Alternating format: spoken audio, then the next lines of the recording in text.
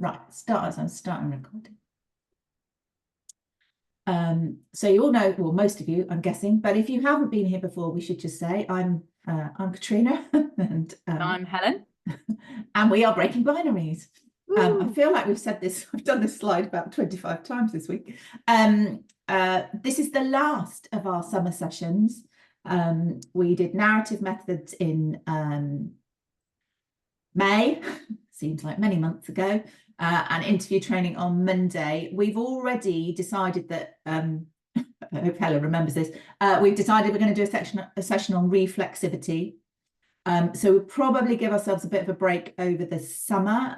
So that will be in probably September. And then we might also do a session on sort of the origins of qualitative research and understanding how we've got to where we are with our understanding of qualitative data. But if there's any other sessions you think we should run, if you're up for more, let us know in the chat, because you know, we're pretty flexible about what we cover, jack of all trades in terms of qualitative research. Katrina's also just had an Oscar delivered for her performance at and a BAFTA nomination and an Emmy. Yes, she's riding high. Available for all sorts of acting work. I shouldn't think so. Right, so this is the plan today. Those of you that have been before will know the likelihood is we'll overrun.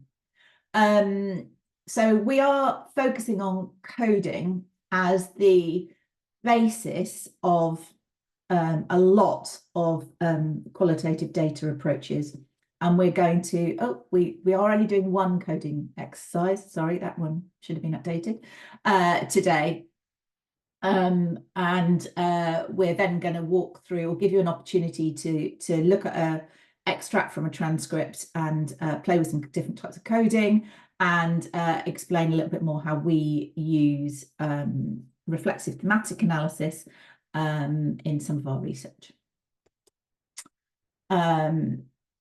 So we're not going to do this in a, I'm slightly worried, Helen, that I haven't got the right version of the slides.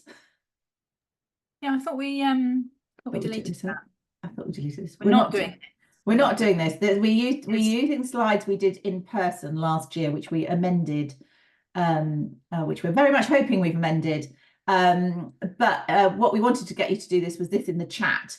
So for those of you that have started any analysis or are familiar with coding techniques, what are the challenges that you have had, just so we can make sure that as we go through the session, we're addressing your particular concerns. Or if you've not done data analysis before, what are the things that you are anxious about or apprehensive about in terms of this part of your projects? So we're going to kick off straight away then in going through, we say the coding and analytic process like it's the definitive one, but we'll explain quite a lot of variation and how we do it as we go. So, Helen, I'm assuming you're sort of going to keep on the chat. Is that all right? Yeah, I've got my chat monitor badge on currently. Good. So there is a lot going on in any qualitative analysis project, and this sort of timeline shows what we're roughly covering today, and assumes that you're starting with some form of data. We've called it a transcript, although obviously it might not be from an interview. You could be looking at other forms of data. So, for example, we've coded policy data, but we're assuming for now that you're starting with some form of transcript or visual data. And before you get to coding, there's quite a lot of work that you need to do. We're not specifically discussing transcription today, though we can comment on that if anyone's got particular concerns about that. So the first thing to do before you start anything is to anonymize the data if you didn't do that the minute you received the transcripts back from your transcription provider or did the transcription yourself. And we talked a little bit about this on Monday in interviewing, and it's important to work out for your project what anonymizing and managing issues of confidentiality requires. It will be different in every project, but it's really important to do that before you start doing anything with your data. It may also be at this stage that you can streamline your transcripts somewhat. So you may be able to delete the just the initial text, your sort of welcome and setup of the interview, just to make the transcripts a bit more manageable. And likewise, if there's any wrap up at the end that isn't relevant to the or likely to be relevant to your analysis. But at this stage, we would probably say that you're keeping the rest of the transcript whole. And then most qualitative approaches would suggest that you do some form of familiarization then with your data set before you actually start coding. And that can take place if you're doing your own transcription, if you're obviously listening to an interview over and over again, depending on your typing ability, or if you're listening to it while you are using some form of automated transcription tool, or you're correcting a transcript that's been auto-generated via Zoom or Teams, that's likely to take quite a bit of time. Then you may feel that you've done that familiarization as you've gone through that process. But it's important to make sure that you feel comfortable with your data before you start. Then we're going to go through essentially then the first 3 stages of coding, which is to sort of the first run through, then organizing your codes and thinking about the way in which codes can be grouped into themes. We're not then covering the subsequent stages of what would be reflexive thematic analysis, Braun and Clark's approach, or perhaps other analytic approaches after that. So this, if you like, this session, if you were looking at narrative analysis, would bridge between Monday's session on interviews and the session we did before on actually then getting on with the more detailed work of your analytic approach. So I think I've probably already said this, so we can move on.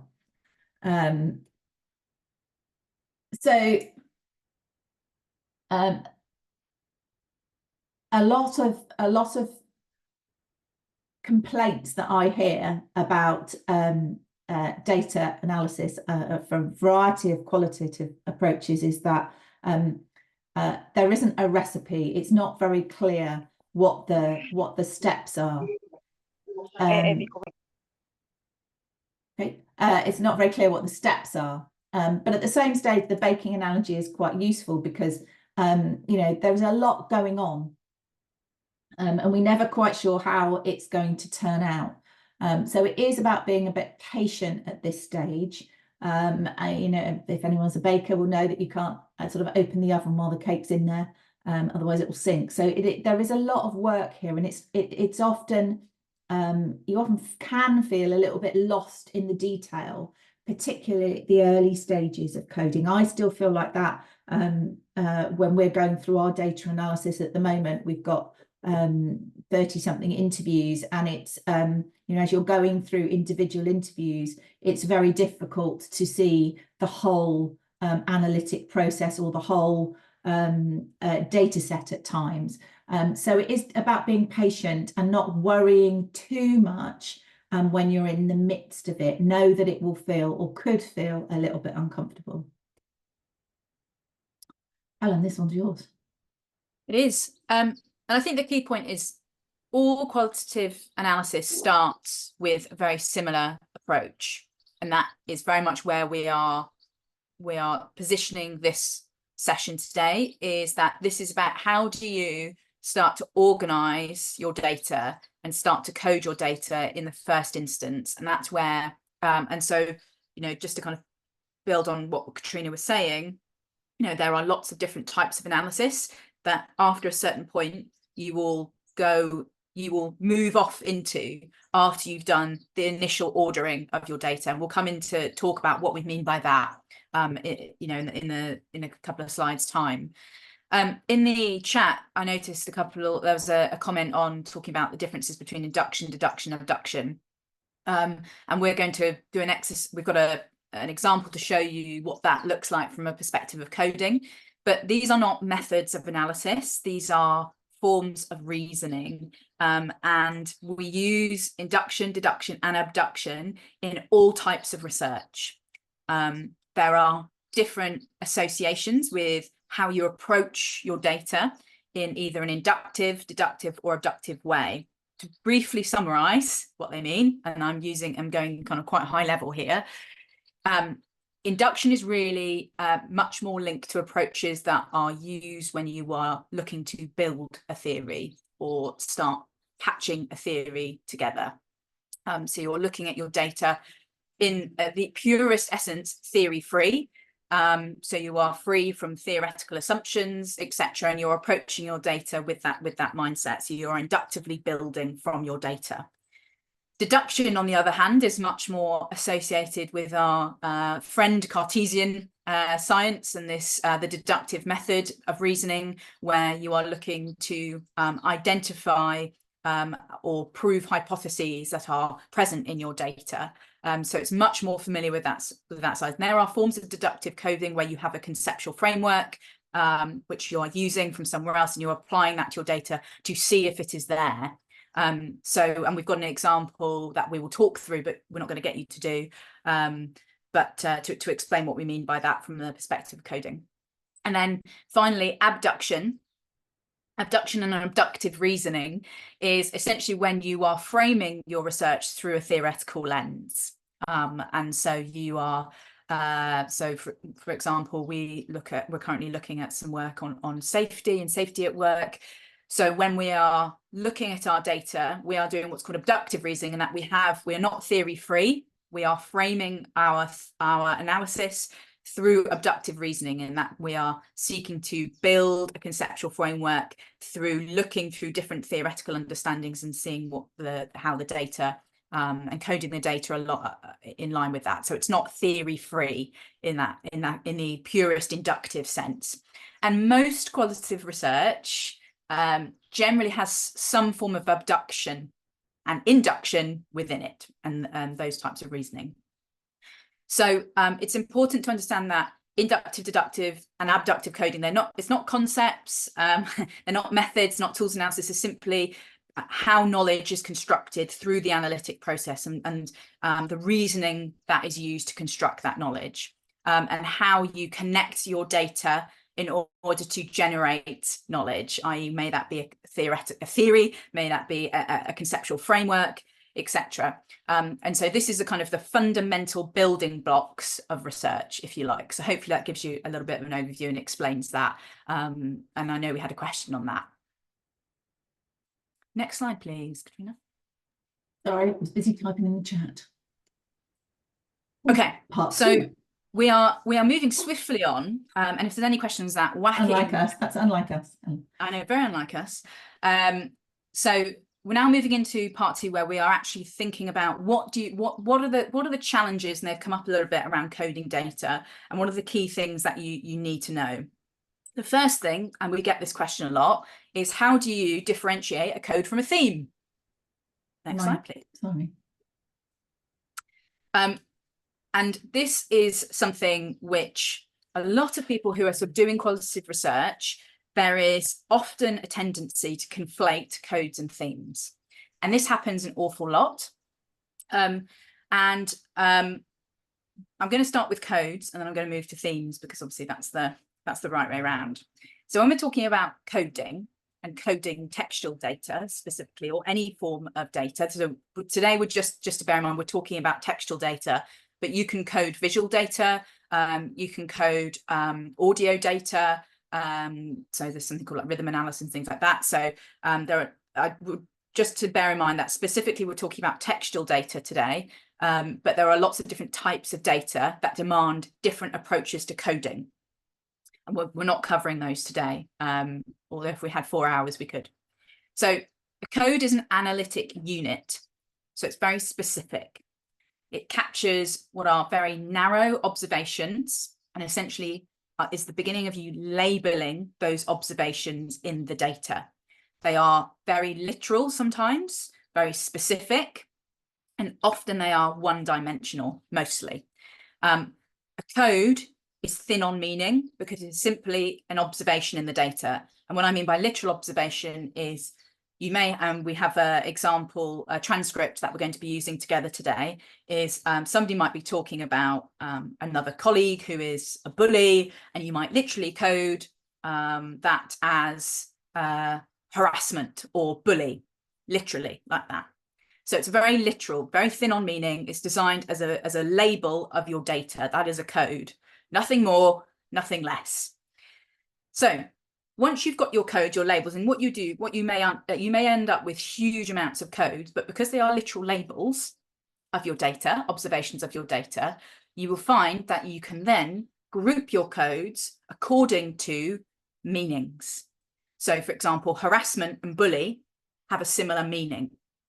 So that then would enable you to move into theming your codes and what are called creating analytic baskets.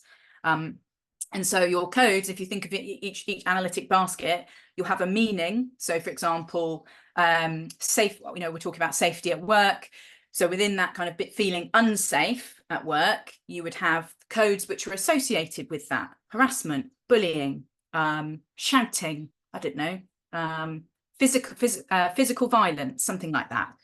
And that would then go into that analytic basket, and that captures multiple aspects and facets of those codes. So it's not about having all the codes that have bullying in one basket. It will be different codes that are associated with a similar meaning. So your themes capture these meanings in your data. So by the time you will have multiple themes, you'll have huge amounts of codes, but then you will end up with multiple themes. And this is the first step in starting to organize. When we say about organizing data, this is the first step in organizing your data, is once you've done that literal coding exercise, you then start to build your themes around that. And this is really the first step for any analytic process. And this starts to help you analyze when you've got multiple different transcripts. And I noticed there was a comment, I can't remember who said it, going back here.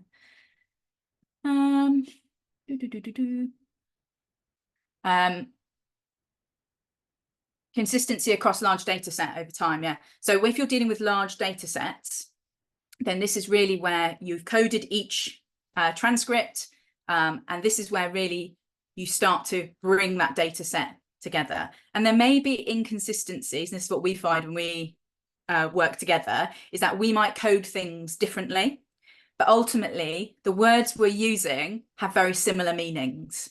So kind of that level of consistency at the coding stage doesn't always matter.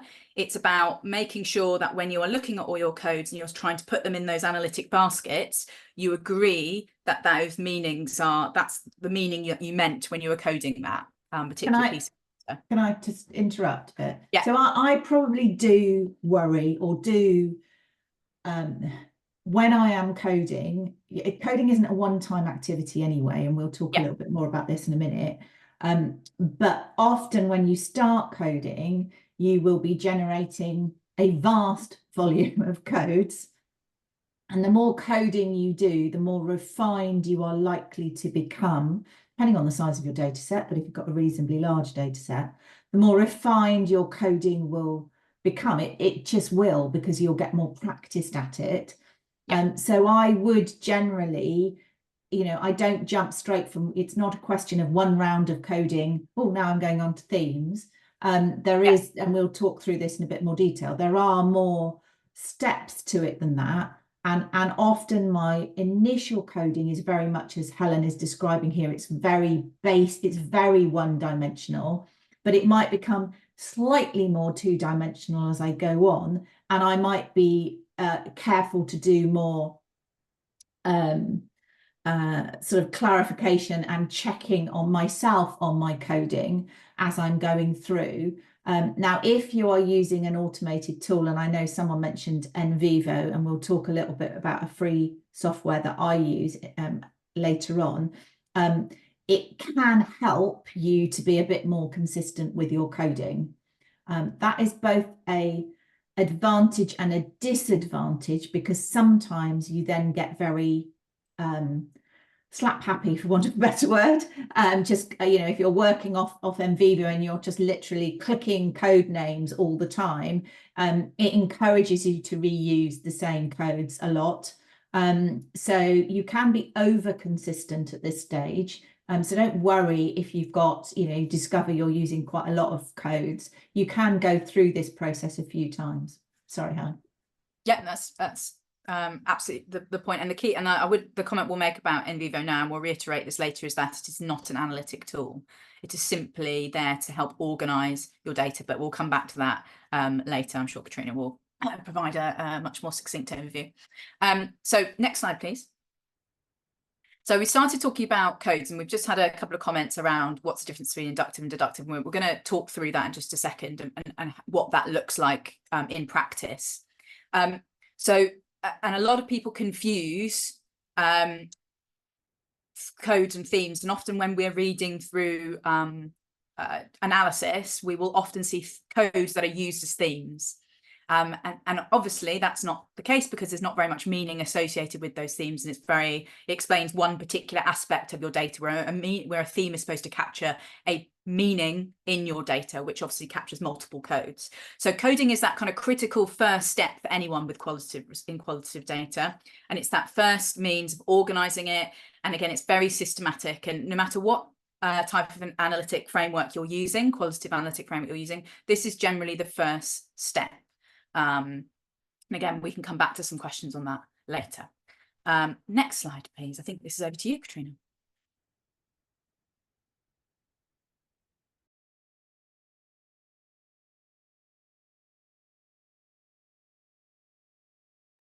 You're on mute, just to say.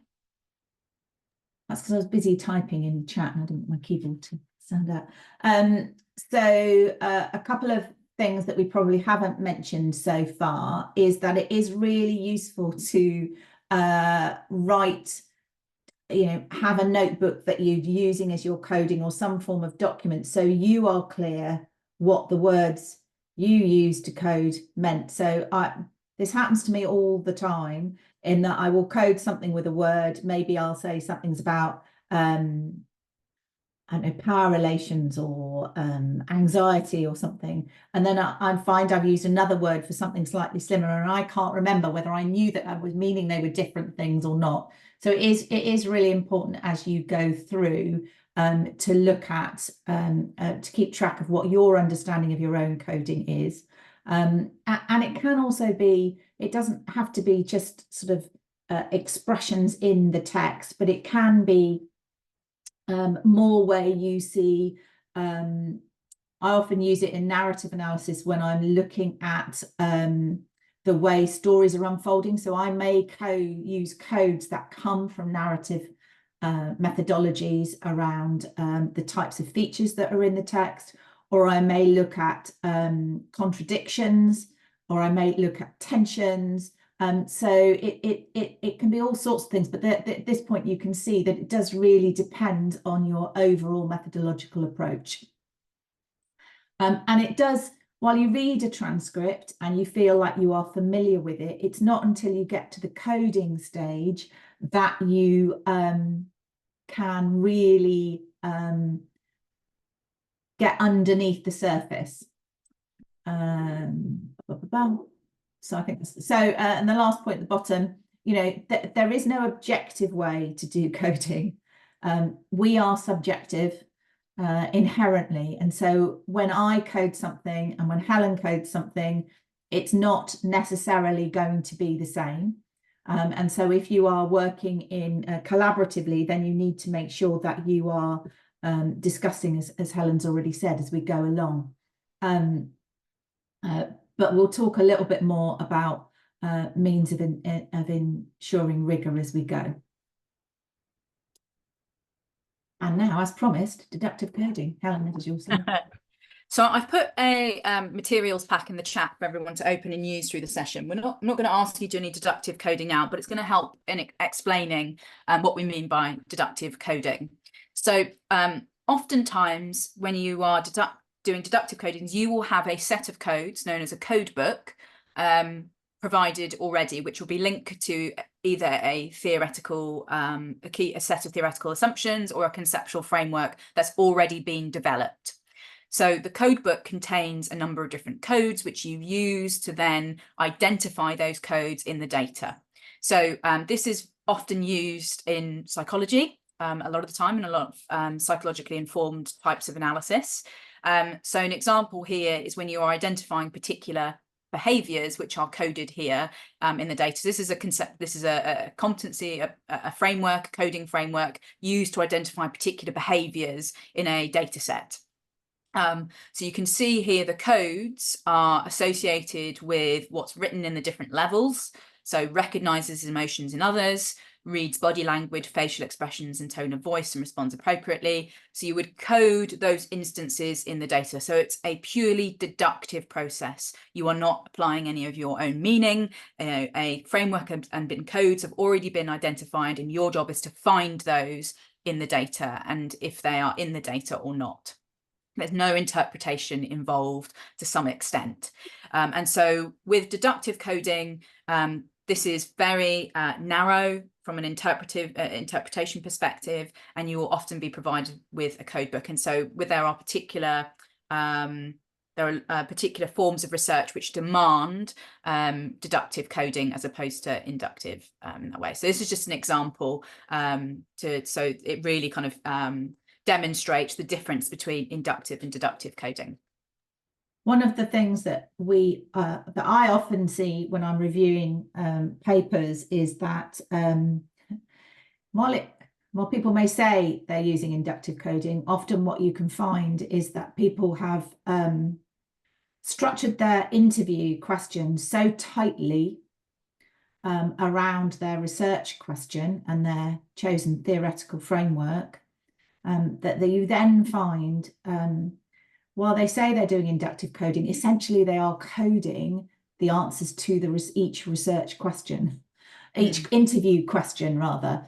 And so there is a risk that you can get into a bit of a self-fulfilling prophecy here. And that's why we talked a lot about the form of interviewing being key, because if you haven't got that data set up correctly to allow you to explore, you are going to end up with essentially a pseudo-deductive approach, because your questions, if they're very narrow, will be providing very narrow answers. And so you'll end up with the same codes as you did interview questions. So just to give you a very, very snapshot example of what we mean when looking at the data. So if you open up your transcripts there, and you'll see this is a transcript which is about somebody discussing a challenging situation at work,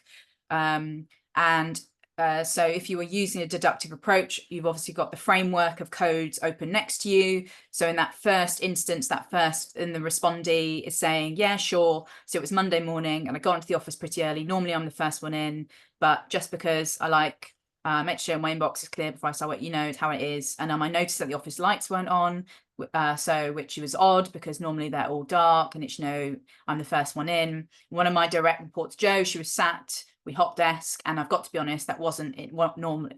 It's not normal really, is my first thought. So that kind of, you would code it's not normal really against this sort of recognition of emotion in others, or as a kind of starting code. And then in that next bit, so I went over to, and I could see quite clearly that she was upset. So there you've got a clear coding to recognizes emotions in others and reads body language and facial expressions. Well, her face was quite red and swollen. Read body language and facial expressions. So you've got very clear association with those level 1 codes that you can then apply to the data. So you see it's very, very narrow in terms of what you're looking for, just to give you an example. Is it next slide time, Helen? Next slide, please. Oh, right. So in terms of coding inductively, there's been a few questions about this in the chat. So in principle, grounded theory approaches would be the most fully inductive of coding approaches, where you are approaching the data with in principle, no preconceptions or ideas about what you might, that's not quite true, but they're not what you might find. But in most cases, even if you're looking at also phenomenological approaches, which will be very participant led, you are approaching your data with, at the very least, a research question, and probably some ideas about the concepts that you are eventually going to be connecting to.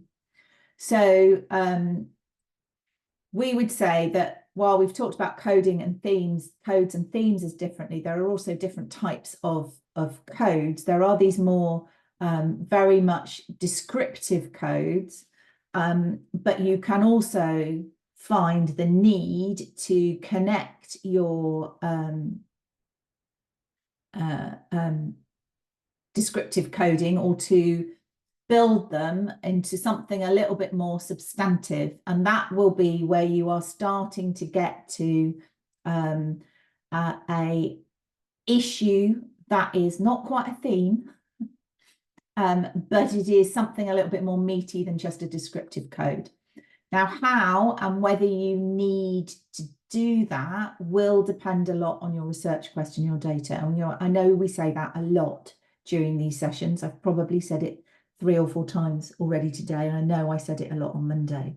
And really the way in which you code and how the codings work for you, particularly if you're doing a PhD, the key is that you are very careful to document what you are doing as you are going. We would always recommend that you're not really writing your methods chapter at the same time as you're doing your analysis, because that's a big ask, but you are certainly keeping a document that is really clearly explaining what you've done, whether that's a research diary or you're using some sort of technological tool to do that. Doesn't really matter at this stage, but you need to review your coding really regularly to understand where you're going with it, and to think about how you are going to connect those to your research. If you're doing a big research project, you will inevitably have lots of coding that never makes it to your dissertation or your thesis, and certainly not if you're writing a research paper. So it might be at this early stage, to save you lots of time later, that you will need to have a good think and possibly a discussion about, is this area of coding something that is really going to matter for the research question? A common example of that is issues of demographics. So things like age, things like gender, ethnicity. Is your research going to be concerned with how these, for want of a better word, variables, because they're not variables, but I'll use it for today, are going to play into your research? Because if they are, then obviously how you code that beyond a basic descriptive level, and doing that in a much more sophisticated and informed way is going to be really critical. If they are not, you're probably not going to want to spend the time really unpacking the way that, for example, gender talk plays out in your data. So you do need to make those decisions. Obviously, if at a later date you have another research question that you want to interrogate your data for, then you can go back. It's not a one-time process. We've often revisited data at a subsequent time when we've sort of started to think about different ideas that we might want to explore with it. So how you go through this process is really important. And there will be, if you read a thesis, and if you're doing a PhD, I would really strongly recommend that in your first year of doing a PhD, you read a completed thesis. You will actually find, even in a qualitative thesis, the amount of data that is in that is actually quite small. We have a rule of 3. You probably have 3 data chapters, and within You know, within each 3 data chapters, you've probably got room for 1 theme and 3 sub-themes. So already you can see that you know, when you've got word count restrictions, you're going to be presenting you know, the most important things in your research. So while you will do a lot of descriptive coding, not all of that is going to make the cut. It's a bit like taking, you know, when you take your phone and you're out for the day and you take hundreds of pictures. I've got thousands of pictures of our dog Storm on my phone. Every year I produce a calendar. My calendar has 13 because there's a cover, 13 Storm pictures, and I have to select the ones that I think everybody will want to see. So you are going to have to do that selection process, and doing a little bit of it while you're code is really helpful. I hope that makes sense. Please do put questions in the chat if that was unclear. I would just say that what we're not moving today into is that next step, which is when you're moving from that descriptive stage. And that's where most people struggle, is moving from this initial descriptive stage into that more analytic stage. And we're not going to go into too much depth with that today because of the time limits that we have. And also what you do at that stage depends a lot on your overarching methodology and your research questions. So it's a little bit difficult to cover. Last year we did this session in person, which gave us a little bit more scope to do that. Maybe we'll alternate and go back and do an in-person one next year. Sorry, I don't understand. Sorry, my phone Siri just decided to ask me a kick in there. Not sure what happened there. Apologies for that. So I think dog was barking as well. I think we've probably covered this on the previous slide. So, so this is around central. So, you know, what I've talked about, the key about your research question and your theoretical framework is you will have some form of central or organizing concepts that are the key in your research. So that was the example I was using previously. Sorry, I jumped ahead of myself there. So what do you start with? So there's a lot of debate about the fact that we're not doing content analysis here. So we're not counting the frequency of the words that are in our transcripts. That would be content analysis. But nevertheless, when you read through an interview, and you will have experienced this when you were in the interview, obviously the emphasis that someone is placing on something does mean that you are likely to be noticing that and coding that. And we talked earlier about, you know, where people repeat or they contradict themselves, or there are different ways of talking. One of the things that I often spot or start coding is when someone switches from talking about themselves in the first person to talking about we, or talking about people by name versus talking about the organization. How they personalize the discussion is something that I'm often really interested in. Using metaphors, you may, if you attended the narrative session, you will know that this is obviously really strong if you're looking at narrative research.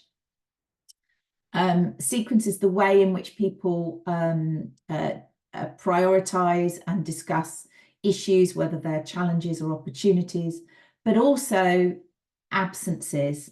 Now, absences can be hard to physically code for, so you need to find a way of doing that, but it might be the sort of absence that you would expect. So if in a conversation somebody jumps topic and doesn't seem to finish a particular point for some reason, you'd probably want to note that as a sense of discomfort in the interview, or a sense of wanting to close a particular discussion and move on.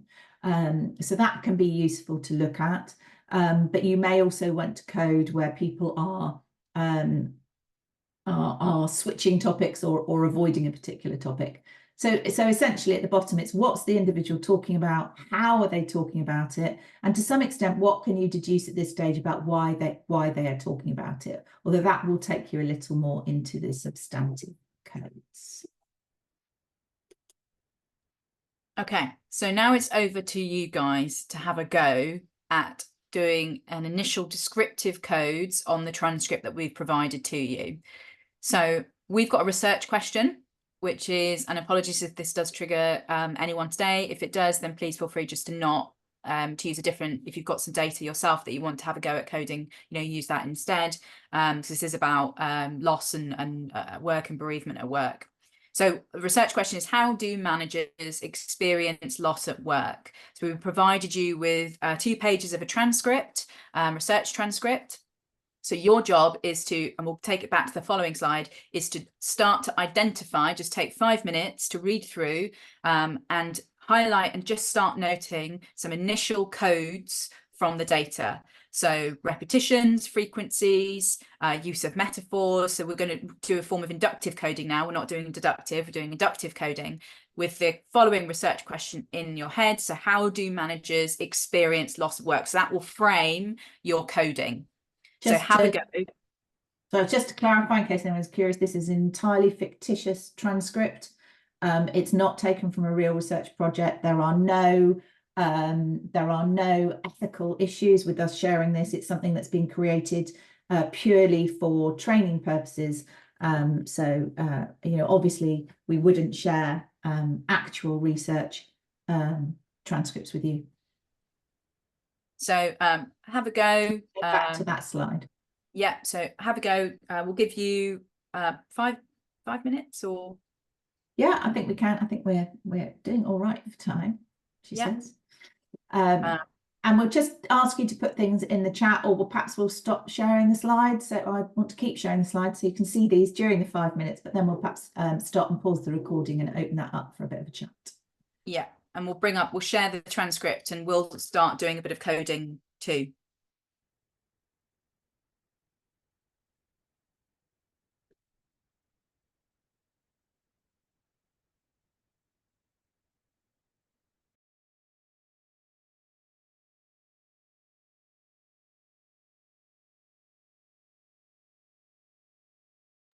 Do pop in the chat if you haven't found the transcript. Sorry, yes, I thought that might be okay. Helen, can you repost it in the chat, because I think you did it at the beginning, so it's got lost a bit in the chat. Yeah.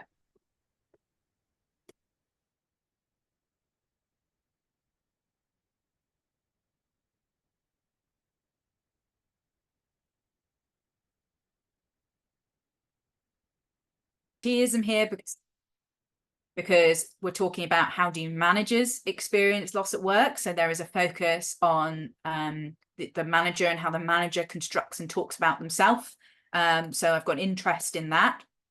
Talks about here in the first reply, my inbox is clear before I start the week, efficient. One of my direct reports, Joe. So there we go. There's a bit of context there. She's at a desk, we hot desk. So again, I would probably code that as environment. There. Again, that's a very rough and ready code, very literal code. Wasn't normal. So difference there. So you can see really rough coding. So it's just starting to organize it. Then here, got here. So I went over and I could see quite clearly that she was upset. Code that emotion there. Because well, her face was quite red and swollen. I've put there physical there, or I even thought about my initial reaction was put embodied or the body to talk about that kind of, focus on the embodied part of that. You've been crying a lot on her eyes, look really swollen red. So I probably code that as well as physical. This discussion of the body or visual, something like that. And then moving into this part again, and again, there's other things I would probably add. This is just a demonstration to sort of go through just how the initial staging works. So here, sometimes Joe gets quite upset quite quickly about things. So I probably code that as emotion there. She's quite sensitive. I've put that as gender. I've put mum of the team, as gender. Been there and done that because I've seen her, adopt different things that happen really to cause her to react. So this would be a chance for you to code absence. Because what you are seeing here is the initial discussion. So because I've seen her ... and they don't finish their point, they don't provide any detail. Well, it's quite a lot of different things there.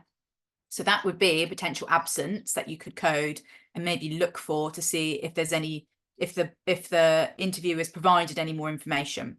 So he says, you know, we work quite in a loud office, coded that as environment. It's quite a lot of extroverts. So I'd probably code that. Helen, I'm just going to interrupt because Jennifer's put a comment in the chat about how she's coded some things very differently. And I think that's, you know, that's inevitable at this stage, particularly at the early coding stage. That difference isn't, you know, people are going to pick up very different things. And obviously, that's where our own experience of, you know, the work context or the experience of loss or dealing with challenging emotions is all going to come into how we read the situation. And if you conducted the interview, often, you know, as we said on Monday, the interview transcript is a co-produced outcome. It will be already influenced by you as a participant in that data collection. So it will definitely already be shaped by your involvement in it and gets further shaped. So the process of going through the analysis is not to come up with a generic analysis that everybody would come up with, but to evidence and provide a very clear audit trail from this data through to your conclusion. So it's clear how you reached the conclusions that you are drawing from the data, that you didn't just read it once and go, oh, well, this is about X, you know, that you've done that material work. That's what you're evidencing in your methodology account. Sorry, and what doing this does is it stops you from, and what everyone tends to do and has a tendency to do is draw inferences that are not in the data. And that can happen a lot. And so it's really important that you are taking you're using what your participants said and not making things up essentially that aren't there. And that's really key in this. And it's really easy to do, particularly if you've been involved in the interview and you've built a rapport with that participant. It's a really easy and difficult line to keep. So that's why you've got to try and stay as close to the data as possible. And I would really caution avoiding using, you know, and searching for things like diagnostic and looking at diagnostic criteria. That would be very much a deductive way of looking at it. And, you know, obviously there's no discussion of that in this data. So it's just being, unless you, of course, that's what your research project was looking at and you had a framework and you had coding associated with that, which enabled you to look for that in your data, that's absolutely fine. But with this, those are the kind of things that you have to watch yourself for when you're going through that process. And it's hard work. It takes a lot. I get exceptionally tired doing coding and doing an analysis. And so it's something which you just have to be mindful of when you're doing it. And obviously you bring your own experiences to this process. And that goes back to our point when we're saying about the researcher being present and being kind of the key analytic tool here, is that you are looking at the data through your own frames and through your own experiences. So of course you're going to see some of your own experiences reflected in that. So yes, that's just kind of a key point. But if you keep as close to the data as possible, that can really help you when you get to the later stages of your analysis. Anyone else want to sort of make any comments about how they found going through the transcript? I think there's a few points in the chat. Obviously, this is just illustrative. I mean, we'll show in a minute what a transcript might look like if you've been through it several times. I mean, you're going to end up with most things coded in one way or another, and it's absolutely fine. And in fact, I nearly always do code something multiple ways. I would also say perhaps something we haven't discussed before, and it's probably on a later slide, so apologies if we now are skipping ahead. I try to code how much you code, how much of the text you code is a matter of practice. You don't want to be coding one word in a transcript. You need the surrounding text.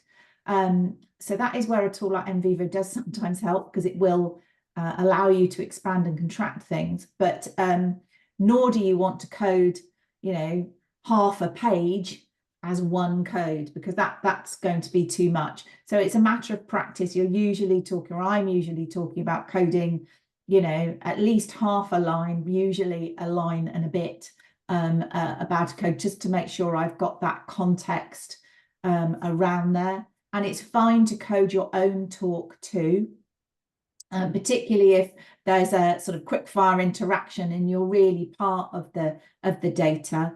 I'm always keen when particularly if I'm examining a PhD, to find some element of data in a thesis where they're showing themselves and how they participated in that discussion. So I'm just going to go and re-share our slides so we can work out where we are.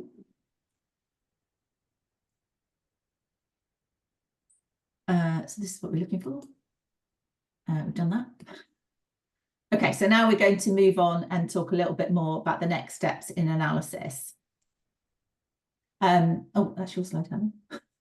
Oh, sorry, I'm busy in the chat. Yeah, this is where we've kind of talked about the initial stages that everyone will go through when they're presented with their transcripts, and they've got to go through their codes and start organizing. And particularly if you've got multiple transcripts, it can be really overwhelming as to where you start.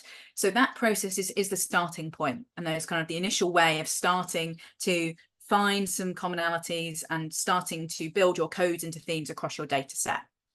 Now, the next step really is moving into the analysis stage. So moving from that initial descriptive coding, you've potentially got those initial themes into the analysis and the analytic stages. And what type of analysis you choose, and this is why we haven't done a session just on analysis, is very much dependent on the positionality of your research. So where you've positioned your research. And we've got a very kind of high level, rough and ready slide here, which generally shows where different positions of research sit. And it's very much a continuum, it's very much a spectrum. And what analytic framework you choose must sit with your positionality. So if you are doing a piece of phenomenological research, which is fundamentally an exploration of human experience and privileges knowledge creation through fundamentally the human experience, and that the world is experienced within the individual, and how that individual sees the world is knowledge, and therefore there are multiple realities. Truth is not universal. Truth is held within the individual. That's very much the phenomenological kind of the way that phenomenologists would approach knowledge construction. And that obviously feeds into this ontological view as well, that the world exists within individuals rather than there being a reality outside of that. And again, we've got a session which goes into a bit more depth on our blog on research positionality, so do check that out. So if you were doing a phenomenological piece of research and you had discourse analysis, and we're using, for example, discourse analysis, that would be a complete mismatch between your research position from a phenomenological perspective and your analytic framework. And so it's really important to ensure that your analytic framework enables, it matches and meets the commitments of your research position. So if you were to look at discourse, for example, within a phenomenological piece of research, where discourse sits and where phenomenology sits are very, very different. So I take very much a phenomenological position often. I feel very comfortable in that position in my research. Katrina comes from that sort of social constructionist position and is much more comfortable looking at a discursive and from the kind of level of discourse. So it's really important to ensure that you are clear on your research design and that your analytic framework meets that.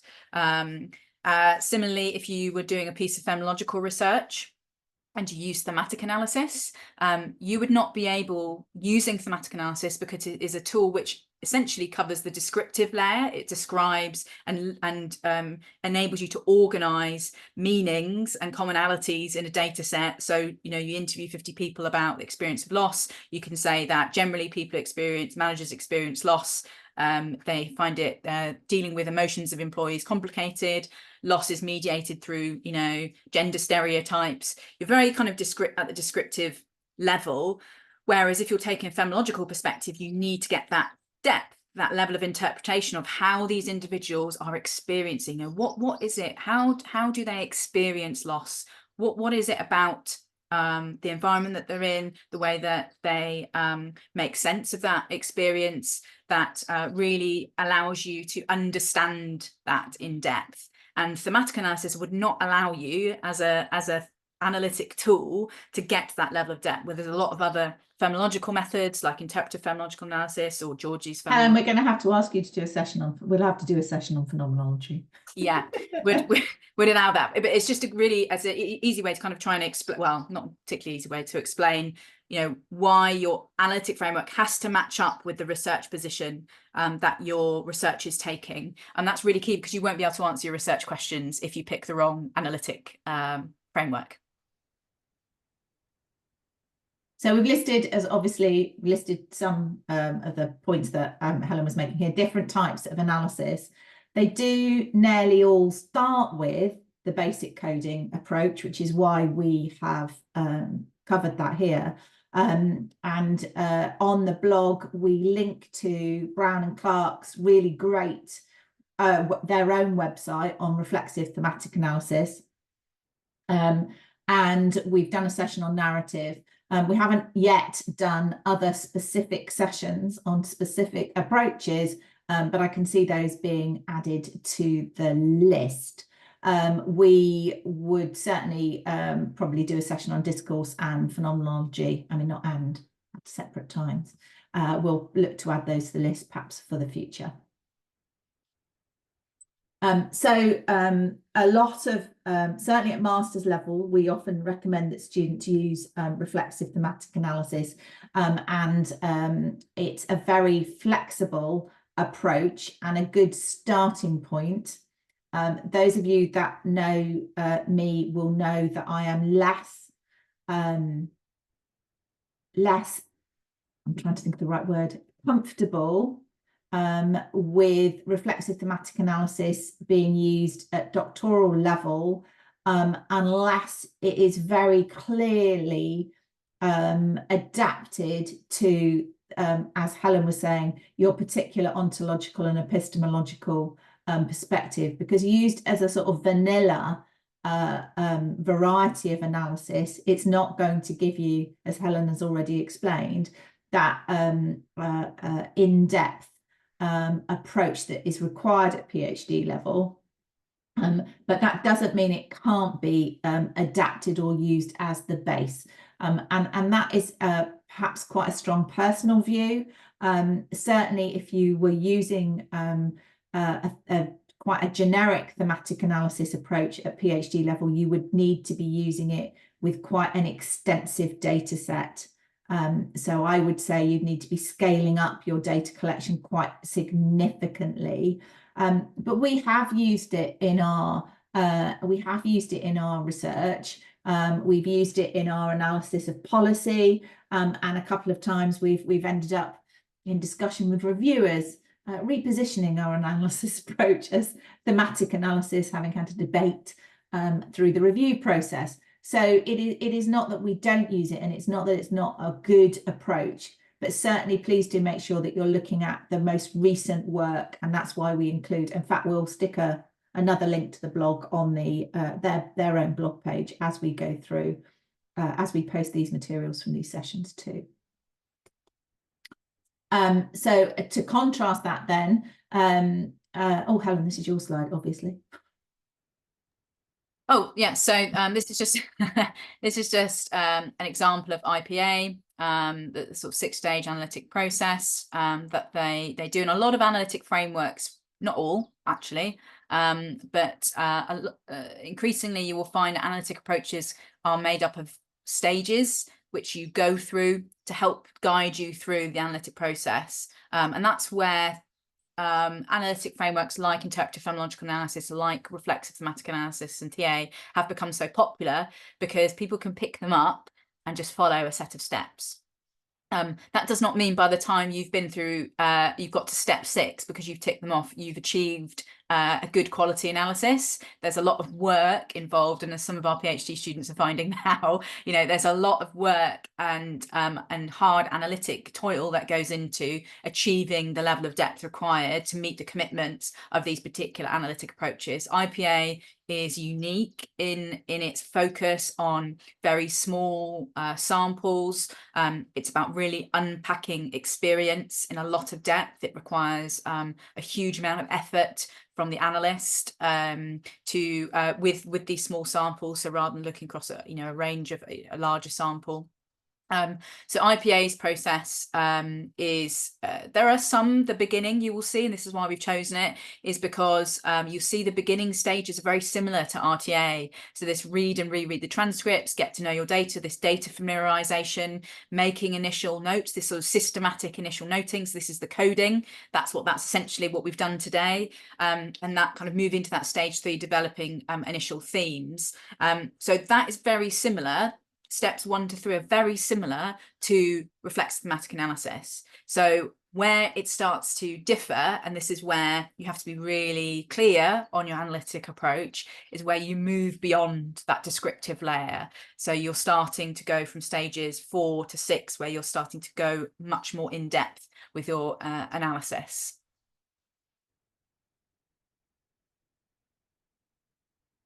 Are you waiting for me to next slide?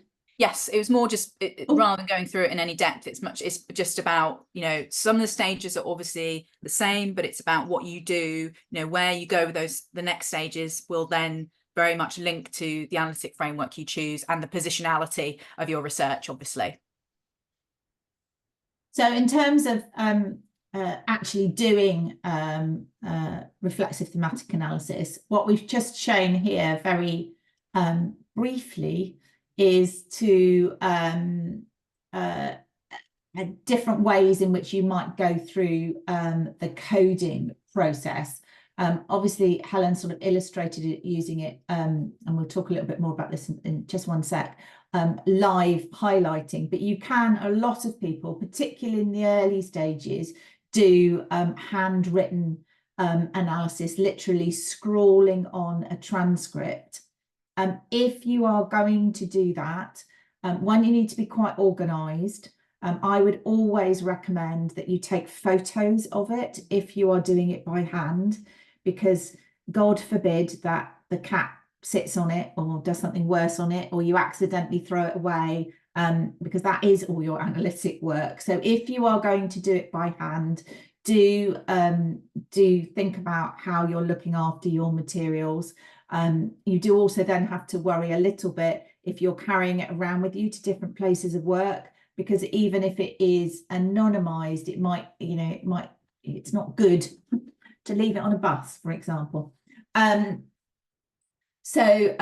some people will do their first stage of coding by hand and then move quite quickly to doing the next stage in a more organized, not more organized way, that's an unfair comment, but to use a more technologically driven way. People also use highlighter pens at this stage. My only problem with highlighting is that it does tend to mean that you code a single line as a single code, and it can make you code shorter parts of the text. But certainly in the early stages, that is okay. Then you can also use, do it in Word, which is what I've done quite a lot historically, and highlight or annotate in Word. We are not covering using NVivo today. If you're at Swansea University, there is specific training on using NVivo to help support your project. I have used NVivo a lot in the past, but I think what is really important is to not get... NVivo offers you lots of different ways of doing lots of things with your data, none of which are analysis in itself. It won't do the analysis.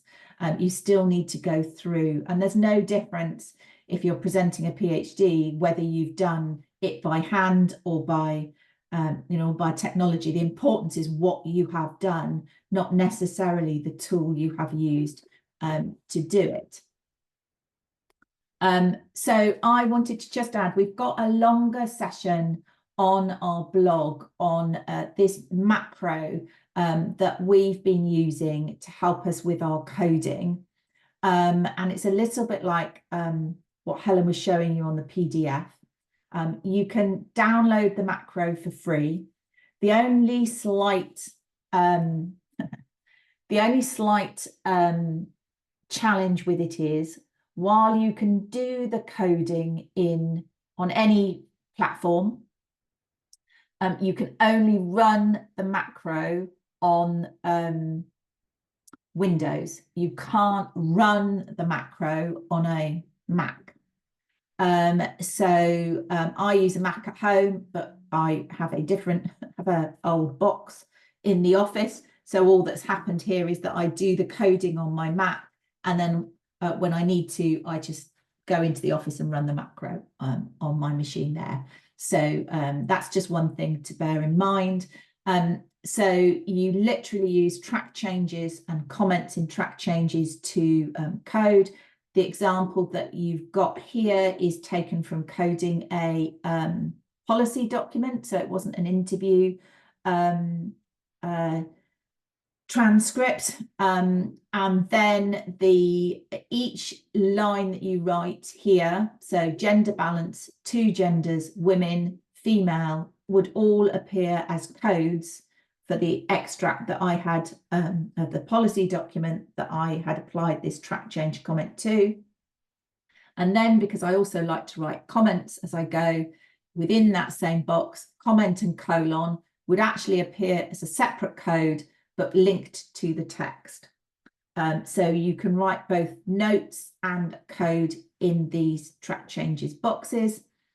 And then when you run the macro, quite beautifully, it produces a Excel spreadsheet that summarizes all your coding. So you can see that in the box at the bottom. The great thing it does that is I always found challenging with Word is that it links your coding not only to the source data, but also to the file. So that where you are doing this across we did, I don't know, 59 policies, you always know where it has come from. You'd not ever worry of disconnecting your data from its source. And these are unfortunately different ones from the box. But if this had been the example that I gave above you, you would have the same text repeated 4 times under the code gender balance, 2 genders, women and female. And then obviously you would be able to sort your Excel spreadsheet to pull together all the coding that I'd done under gender balance, for example, and see that across multiple documents if you merge them all into one spreadsheet. So we are using this at the moment with our data, both our interview data and our policy data, and finding it very flexible in terms of this initial stage of coding. What I've then done to move on to thematics or to look at themes is to within the spreadsheet, then I'm working on the data in the spreadsheet to look at how those codes can be put together into themes. But we've done a separate step-by-step video on how to do that, which I've linked here, and we'll also obviously put that on the blog today. Sorry, for some reason my mouse is jumping around. So a little point on issues of rigor. So it would again, we're trying to talk about this generically today. So you will often hear discussions of member checking, or sometimes it's called inter-rater reliability, where you are trying to create, or there is an idea that you can create a more objective coding process if you have multiple people coding the same transcript, and that you then only take forward codes where there is agreement, or you discuss the codes and agree between the coders what coding is acceptable and how you will take that forward. Now, if you're doing a PhD, you won't have the option of this. So it's a bit of a moot point.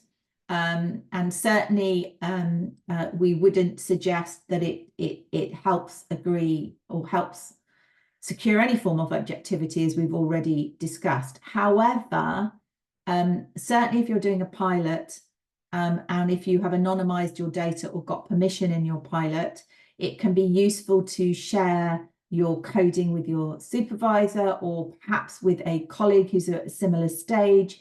So you can just talk through how you might have seen the data. Now, but not worry that you are expecting to see the same data as another in the way that, let me rewind, not expecting to see the data in the same way as another person, or indeed that there is a right or wrong way of seeing the data, but it can be useful to sense check how you are coding and to explore ideas. Data triangulation is another commonly discussed topic, which again rests on this idea that you are seeking some form of truth, or that there is an objectivity available to you. That means that if you can look and compare, for example, an interview transcript against some other forms of data, that will give you more likely access to some form of truth. So that isn't an approach that we take. It's not an approach that you will be adopting if you're drawing on anything underpinned by any form of social construction or interpretivism. It's much more aligned to a more post-positivist approach to qualitative data. I can see already that we probably could do another session on the quality of qualitative research. So we'll have to add that to the list. The other point that I don't think we added to a slide, and I'm probably going to be proved wrong when we click on, is that something called saturation, which is this idea that you should continue coding your data, or you could continue collecting data until no new codes are appearing in your data. Saturation is much disputed and much debated. So it's something that we would suggest that you think about very carefully, and that you ensure you have read all the arguments around it. Brown and Clark, for example, do not support the idea that you should be looking for saturation through reflexive thematic analysis, and it's not an argument that we use methodologically in our research either. So please do make sure that that's something that you look at carefully. Often we, in reviewing papers, we find simple sentences like, I have collected data and analysed it until I reached saturation. Well, what did that actually mean to you? How did you do that? So you just be careful of using these, using it as sort of a get out of jail free card to say, oh, I don't know if I did enough, but I'm going to say I did saturation because that counts. And that's probably a bit harsh, but right, Helen, you. So this is our Or I get final into trouble. It's our final point of the day. You've been very well behaved actually today. So this is our final point of the day. And this really links actually to comments on saturation, where often we hear, well, I've reached saturation, so I stopped my analysis.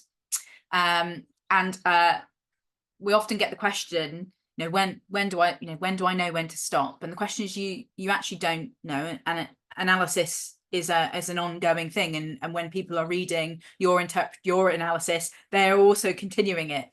So it's a continual point. It never stops. Data is constantly being interpreted and reinterpreted. That's the point, and that's the great thing about it. However, there are some things to think about when you are doing your analysis, and these are things which we often see in analytic work where people have not done enough analytic work. That's where we get very angry with people who say that qualitative research is easier. It is absolutely not. Good qualitative research is really hard. It can be cognitively very draining to do as well. So do look after yourself. For those of you who are in the process of doing any form of analysis, take care of yourself. It's an exceptionally draining activity to do. you know, it's cognitively overwhelming and tiring. So you need to make sure you plan in your breaks when you're doing your analysis. It's really, really important. And you don't stop analysis when you're not just doing analysis when you've got the text in front of you either, or you've got whatever form of data you have in front of you. Analysis is an ongoing thing. I'm often always thinking about data that I have been reading through or looking at. I'll go for a walk and I'll be churning over and thinking about it in my head. That's all analytic work. However, one thing you need to be aware of, and that's something called analytic foreclosure, which is what Connolly and Peltzer talk about in their paper. And again, this will be available as part of our kind of resources on the blog. And they talk about 3 different parts of analysis that they sort of quality measures of qualitative analysis they look for, which demonstrates that not enough analytic work has taken place. The first one, and this is common, is that there are too many themes, and those themes are often focused on single units of meaning. So remember we were talking about those codes right at the start, and when I was coding that data and I coded gender, or I coded emotion, or I coded environment, we often see this with individuals who haven't got a lot of experience of analysis, that they will then use those as themes. They'll have a theme which is environment. It's very literal, there's not really any meaning associated with it. And because you've not done the work in terms of moving from that literal coding to thematizing that data, getting those meanings connected, you end up with loads and loads of themes. So doing the work, moving from in the organization stage, can really help you in the later analytic stages, so you're not overwhelmed by huge amounts. And it's really important to think about, you know, if you've got a theme which is just focusing on one specific thing, that's probably not, well, that's not enough. It's not enough. So think of it like that as an easier way to understand it. The other side of that is when you're actually looking at individuals' analysis, you often can see quite thin descriptions. There isn't any depth. It's just explaining what the data's already says. So an example would be from the transcript. Stevie likes to go to the office, likes to ensure that he's in the office early, or they're in the office early every single morning. And that's all you're doing is you're just describing what the data says. There's no analysis actually happening there. And that can be a really difficult point to move beyond, is getting beyond that description, particularly if you've not had a lot of experience. And that happens even with really experienced researchers. We see it, that kind of the inability to sort of move beyond that descriptive layer. And often that's because you've not sat with the data and really done that analytic work. And that's the hard graft.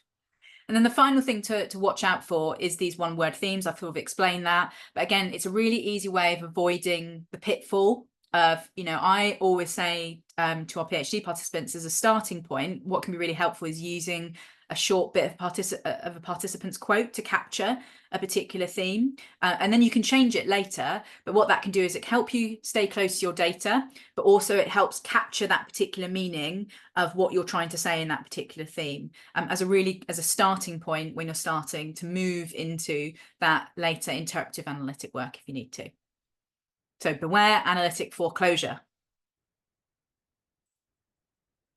And I think we've got to the end, and we're pretty much on time, which is, for those of you that have been to we're exactly on time, which those of you that have been to our sessions before will realise is a complete anomaly to how things usually run. So I'm going to stop sharing our screen to see if anyone has any questions, because we've got time.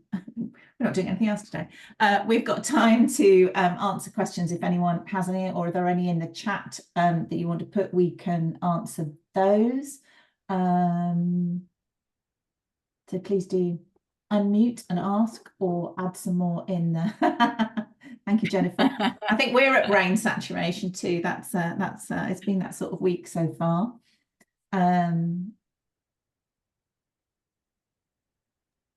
Glad everyone enjoyed it and got something out of it as well. You're also free to leave. Yes, you don't have to stay here. I'll stop recording actually. I have a question.